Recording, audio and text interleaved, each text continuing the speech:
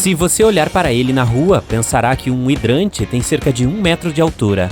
Mas o tamanho real do dispositivo usado para fornecer abastecimento de água a bombeiros em todo o mundo é 2 vezes maior.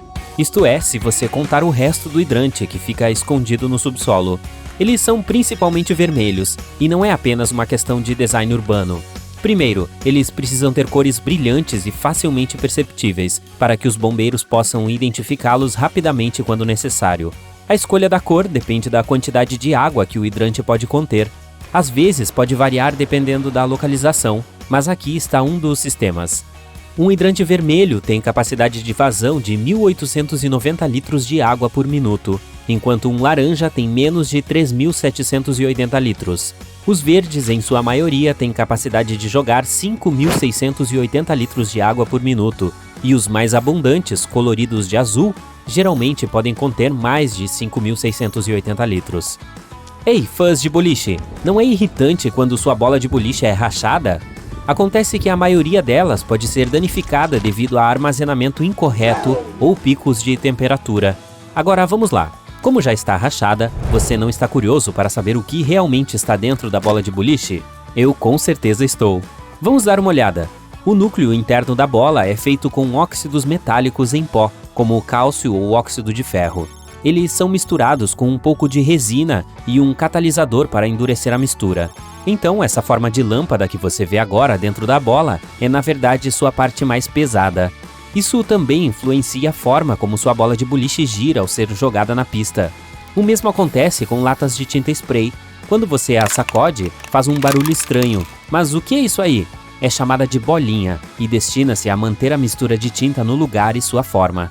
Ela normalmente é feita de plástico, metal ou cerâmica, basicamente atuando como um batedor para garantir que sua tinta esteja bem misturada antes de aplicá-la na superfície de sua escolha. Já se perguntou como as garrafas de refrigerante mantêm o gás borbulhante por tanto tempo? Bem, elas têm um pequeno anel de plástico preso à tampa. Ele é colocado lá para evitar que o gás escape e faça com que o refrigerante fique sem gás, mesmo que você o sacuda na sua bolsa o dia todo. Falando em coisas que usamos em um dia quente de verão, espere, não coloque seu boné de beisebol ainda. Preste atenção por 1 minuto e você notará que há um pequeno botão na parte superior. É funcional ou está lá apenas por uma questão de design?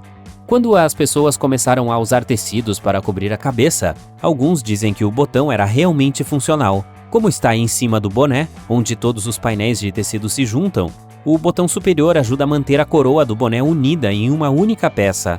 Agora, com os recentes avanços no design de tecidos e padrões, o botão é mais uma característica estética.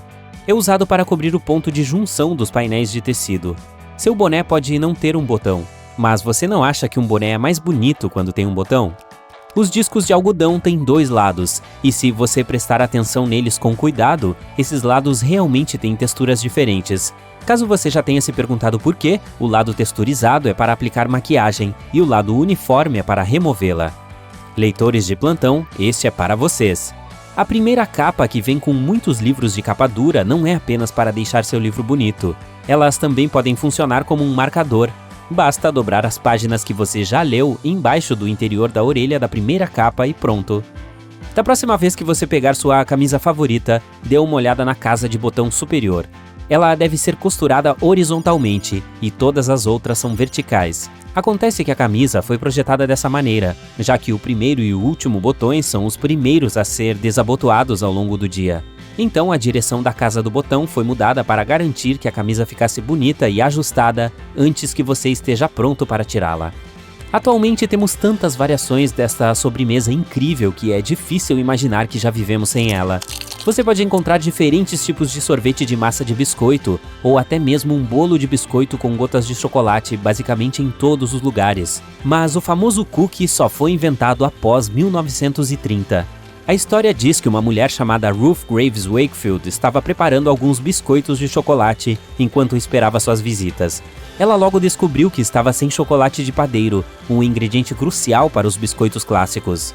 A solução encontrada por ela foi cortar um pedaço de chocolate meio amargo, pensando que acabaria se espalhando uniformemente por toda a massa, dado o calor do forno. As coisas não correram como planejado, mas ei, é ótimo que não tenha sido assim, porque foi dessa forma que ela inventou essa sobremesa moderna que tanto amamos hoje. E falando em lanches populares, a batata chips é ainda mais jovem do que o cookie de chocolate. Bom, pelo menos historicamente. Há muitas histórias tentando explicar como ela foi inventada. Uma delas é assim.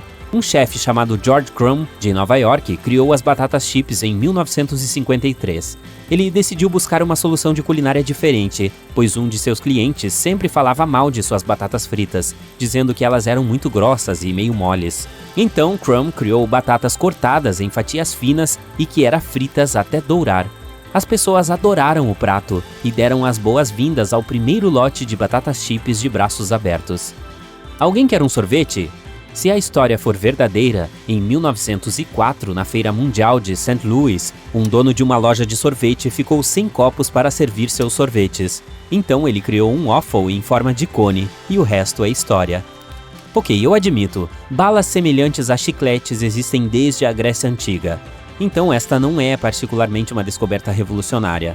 Mas o chiclete tal qual conhecemos hoje não surgiu até o final do século XIX. Um inventor americano chamado Thomas Adams queria misturar diferentes produtos químicos para criar borracha. Ele tentou e falhou, aliás, ao brincar com a goma de sapote para o seu experimento, mas acabou criando o chiclete que conhecemos hoje. A goma de sapote ainda é usada para produzir a maioria das gomas de mascar. Em 1800 vivia um homem chamado Jean-Baptiste Joly, que trabalhava na indústria de tecidos como fabricante de têxteis. Como ele criou essa próxima invenção que usamos muito hoje em dia, tem menos a ver com ele e mais a ver com a empregada dele. A história diz que ela acidentalmente derrubou uma lâmpada de querosene em uma toalha de mesa. Em vez de ficar chateado com o tecido danificado, Joly notou que a substância deixou o material mais limpo. Já descobriu? Sim, foi assim que surgiu a ideia da primeira lavanderia a seco. Um feliz acidente, se eu posso dizer isso. Agora, este eu amei. Você sabia que os palitos de fósforo eram inicialmente chamados de luzes de fricção? Ou pelo menos foi assim que seu inventor, um químico chamado John Walker, os chamou em 1826.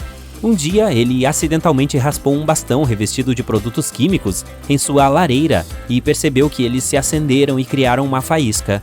Inicialmente feitos de papelão, eles foram feitos com talas de madeira e lixa. Na década de 1940, um homem chamado Harry Coover se deparou com uma formulação química que parecia grudar em tudo o que tocava.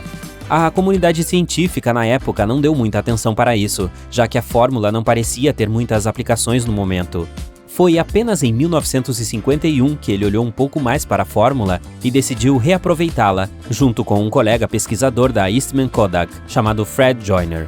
Eles deram um nome completo adequado, mas você deve conhecê-la pela versão mais curta, a Super Bonder. Ela tem tantos usos nos dias de hoje que é difícil acreditar que não foi criada de propósito.